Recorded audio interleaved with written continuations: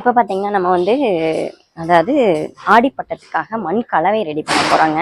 அவ்வளோதான். இந்த வர வெள்ளிக்கிழமை ஆடி பிறக்க போகுது. ஆடிப்பட்டத்துக்காக நம்ம மண் கலவையெல்லாம் ரெடி பண்ணி வச்சுக்கிட்டோம்னா பட்டம் வந்த உடனே நல்ல நாள் பார்த்து விதைக்கலாம். ஸோ இப்போ வந்து பார்த்தீங்கன்னா மண்ணை எல்லாம் எடுத்து இதெல்லாம் வந்து நிறைய கலெக்ட் பண்ணி வச்சுருந்த மண்ணுங்க. நம்ம பழைய தொட்டியில் இருந்ததெல்லாம் கலெக்ட் பண்ணி வச்சுருந்த மண்ணுங்க.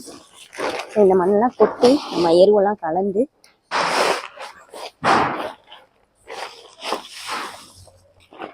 குப்பையோடு அப்படியே வச்சேன். இது மாதிரி மண்ணை எல்லாம் கலந்துட்டு வச்சுக்கிட்டோம்னா ஆடிப்பட்டத்துக்கு கொஞ்சம் வசதியாக இருக்கும்.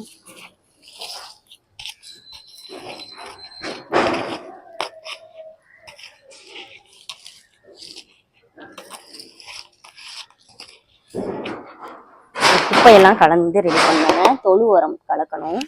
இது வந்து பார்த்தீங்கன்னா தொழு உரங்க. தொழு உரம் பாருங்க, தொழு உரம் கலெக்ட் பண்ணி வச்சுருந்தேன். இந்த தொழு உரத்தை வந்து இந்த மண்ணில் கலந்துடலாம். பக்கத்தில் கன்ஸ்ட்ரக்ஷன் நடக்கிறதுனால ஒரே சவுண்டாக இருக்குங்க. இன்னும் தொழு உரம் போடணுங்க. இது பத்தாது. இன்னும் ஒரு உரம் போட்டு நல்லா மிக்ஸ் பண்ணி விட்டுட்டு ஒவ்வொரு தொட்டியில் அள்ளி வச்சிடணும். பழைய தொட்டியில் இருக்கிறதெல்லாம் இறுகி போயிருக்கும். அதுவும் இல்லாமல் சத்து இருக்காது.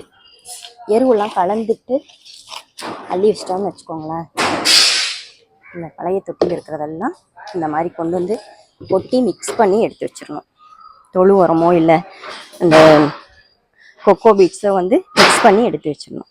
பாருங்கள், இது மாதிரி பழைய தொட்டியெல்லாம் வந்து டிஸ்போஸ் பண்ணி எல்லாம் நம்மளோட ராமர் வனப்பூ முல்லைப்பூ செடி இதுதாங்க இங்கே இருக்குது. இதையுமே எடுத்து வைக்கணும்.